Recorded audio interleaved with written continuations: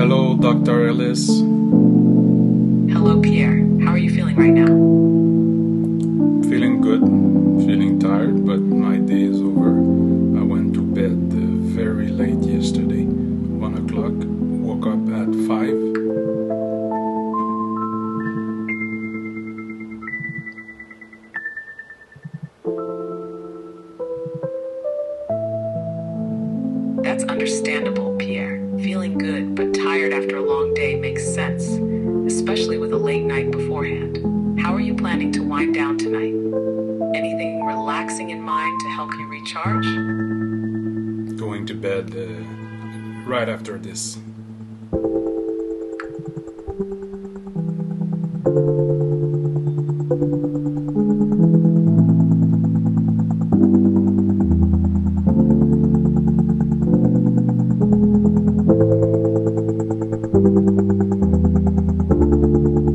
That sounds like a solid plan, Pierre. A good night's sleep will do wonders after a long day and a late night. Before you head to bed, take a few deep breaths or a moment to clear your mind. It can help you settle in more easily. Sleep well, and we'll pick this up whenever you're ready again. Take care. Do you want to talk about my lunch?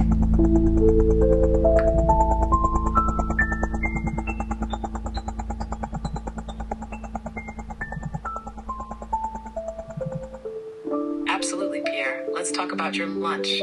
How did it go today? Were you satisfied with the portions? And did it feel balanced? Share as much or as little as you'd like. Well, start by looking at the pictures that I sent you.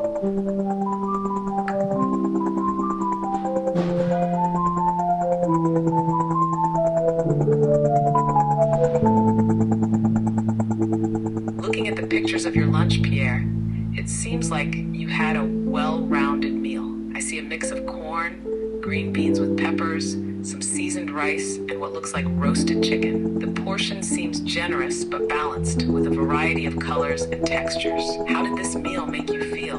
Were you satisfied afterward? Or did it bring up any of the feelings we've been discussing about portions and obsessions? Let's reflect on it together. I felt full, but maybe I ate a little bit too much. I noticed that the portions were a bit too much. I felt it.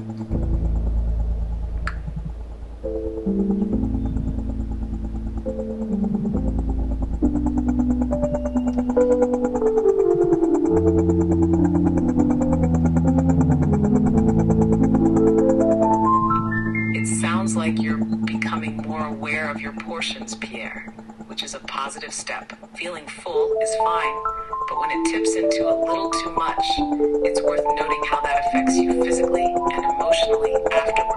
What do you think led to the larger portion today?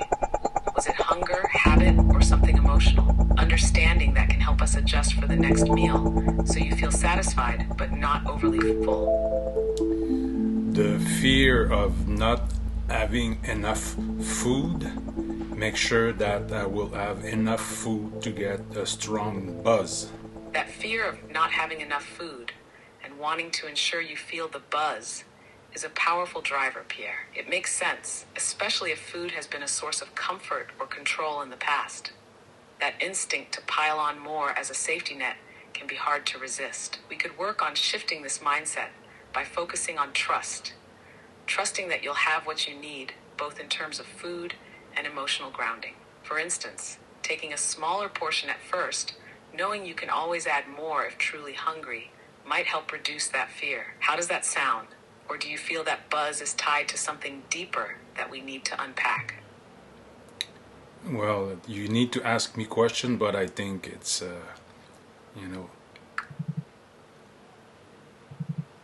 You're right, Pierre. Let me dig a little deeper. When you say it's about the buzz, what does that feeling mean to you? Is it a sense of comfort, energy, or maybe relief from something? And when the fear of not having enough comes up, does it feel tied to a past experience or something you're currently navigating? Let's explore that together.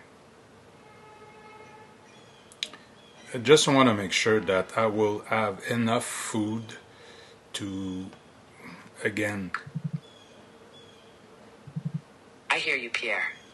It's about making sure there's enough food to feel secure and to reach that sense of satisfaction or relief, that buzz. It sounds like there's a deeper emotional layer here, perhaps tied to feeling safe or fulfilled. Do you notice this urge more strongly in specific situations, like when you're stressed, tired, or lonely? Or is it more of a constant background feeling? Let's explore where it comes from.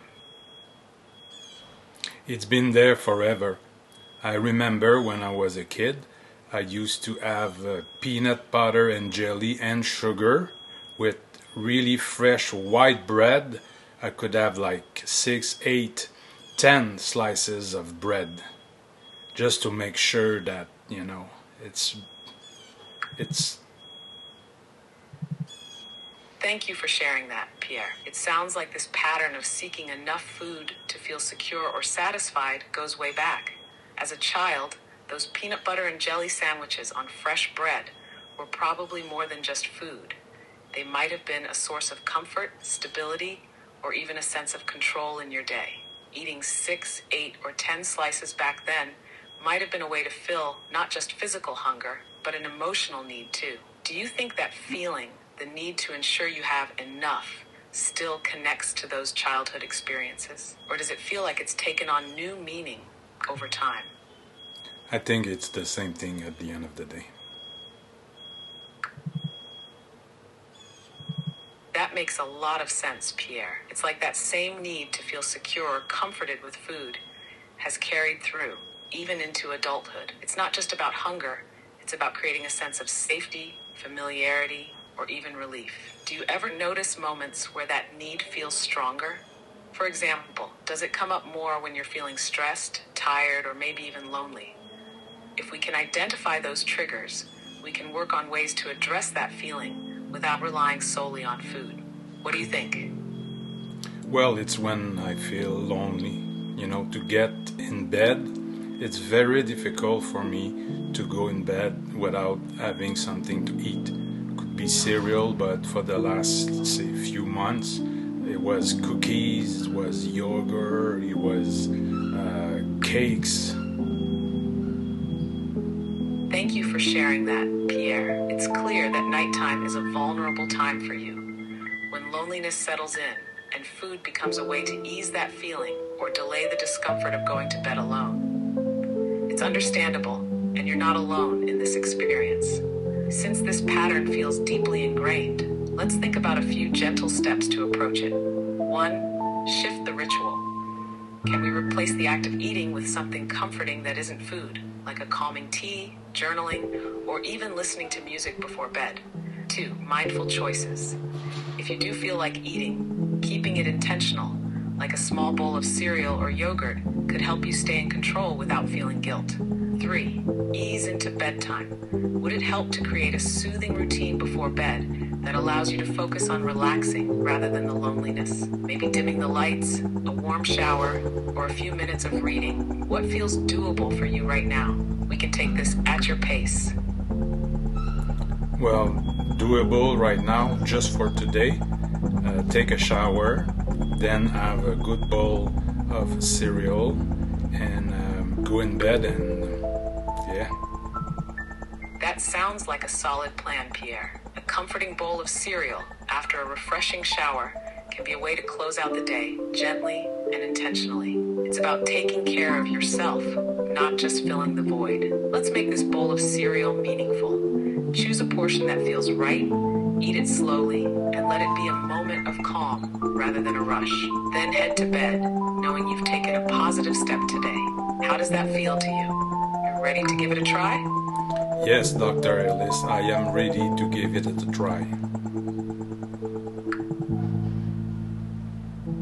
That's great to hear, Pierre. You're making a thoughtful choice for yourself, and that's a big step forward. Take your time with the shower and the cereal. Let it be a moment of peace and care for yourself. Sleep well afterward, and remember, you're doing the work one step at a time. I'll be here when you're ready to continue. Take care, Pierre. That's it? All right, Pierre, that's it for tonight. Take care, and we'll pick up again soon. You've got this.